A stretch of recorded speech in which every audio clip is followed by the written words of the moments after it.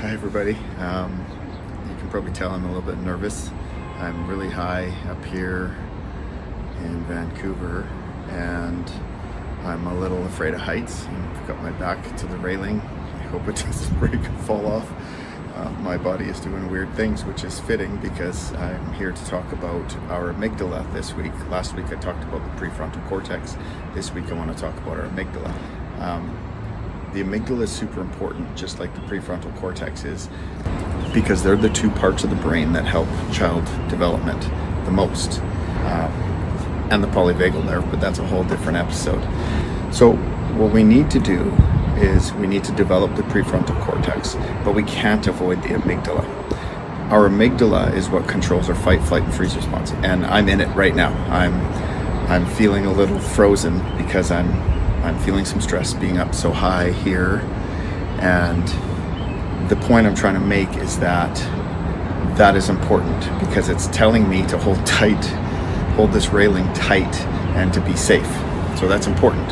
However, the reason why we need to talk about the amygdala in relation to the prefrontal cortex is because when kids stay in that fight, flight, and freeze response, their amygdala becomes overactive. It makes it way harder for them to be calm, to think clearly, and to problem solve.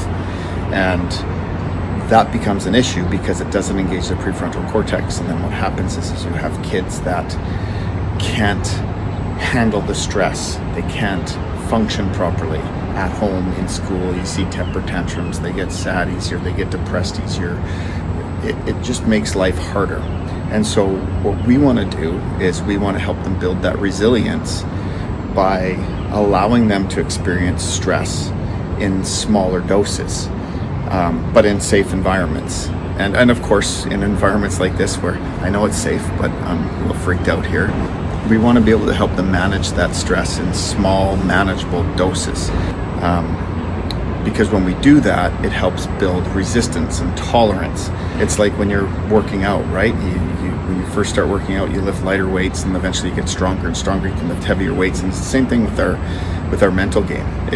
We need to build that tolerance, and the best way to build that tolerance is through play.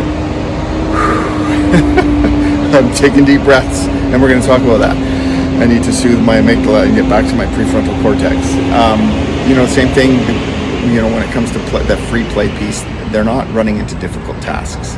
And so it's not always about play, but play is huge. So you can use structured play or free play. And I did a video a while back that I was addressing principals and superintendents about incorporating more play so kids can learn how to deal with the stress and the amygdala and the fight, flight, freeze response so they can get back to their prefrontal cortex and the executive functions that manages their emotional discomforts and whatnot. So what we want to do, and parents, this is something for you to do this summer, and teachers for you in September, is what we want to do is we want to actively allow our kids to experience stress, but let's do it in a controlled way. And even though we're doing it in a controlled way, there's still going to be times where they're going to experience stress that's not controlled.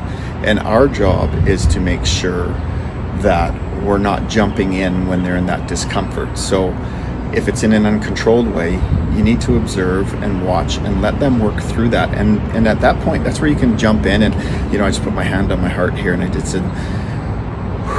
some heart breathing because it helps soothe. And so you can guide them through when they're in that discomfort. Say, okay, take some deep breaths, you got this. And then step back and let them work through that, because what that's doing is it's allowing their amygdala to get stronger and allows them to deal with that fight, flight, and freeze response better.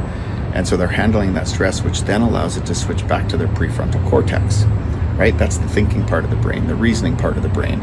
And over time, what's going to happen is this is going to help them build that emotional regulation and resilience. So what we want to avoid, and this is one of the things that's a little frustrating, I think, nowadays for teachers and for a lot of parents, is that we overparent, that helicopter parenting, that lawnmower parenting, that gentle parenting, where we're afraid to allow our kids to feel discomfort. And so the important part is that you allow kids to feel that discomfort and you allow them to work through that, because that helps them develop a stronger amygdala. At the end of the day, when we do that, we're really depriving them of crucial brain building experiences, and they need those experiences.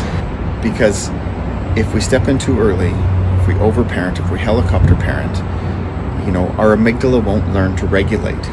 You know, if kids never learn to manage stress, they won't develop the ability to calm themselves, you know, and that means your prefrontal cortex isn't going to strengthen. And, you know, we need that prefrontal cortex to strengthen because we want kids to be able to problem solve, have patience and emotional control, you know, but you can only get that by developing, you know, these skills through practice. And if you try to avoid it, or if you try to step in and save kids too early, it won't develop, right? And what happens is they're going to struggle more as teenagers, they're going to struggle more as adults, and then it gets difficult for kids.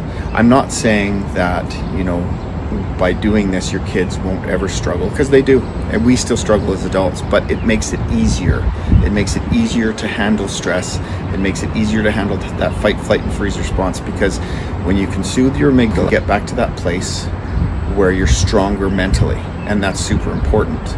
So again, over this summer, use play, use other structured activities. If there's unstructured activities and you see your kids in a conflict with a friend, or if they're trying to do something and they can't quite get it, like they're trying to take a jump over a ramp on their bike and they keep messing up, let them persevere, let them keep going through that, because that's where they build that strength. Our goal ultimately is to guide. Again, I gotta take some deep breaths every time I look over there. Our goal is to guide. Our goal is to co-regulate and to help them self-soothe by taking deep breaths, to calm that nerve that runs through our whole body, that attaches to our amygdala and then to our prefrontal cortex, because those are great skills. And if we teach them to soothe, just like in the classroom, if we teach kids to regulate their emotions when they're confronted with new learning that's difficult, instead of getting stressed and wanting to quit, they'll work through it.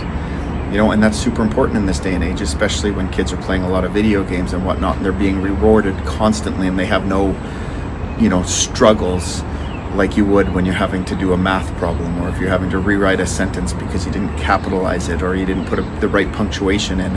And you know, the crazy thing is that's stressful for kids nowadays. So we want to fix that. And we want to fix that by teaching them to soothe their amygdala so it engages their prefrontal cortex, and which is going to result in kids who are more emotionally resilient and able to persevere and have more rigor and have stronger work ethic. And they're just going to be more well-rounded kids. It also helps build that empathy, and they can relate to what other kids are struggling with. All right, next video is going to be about co-regulation, and I'll talk to you about co-regulation and all that sort of stuff.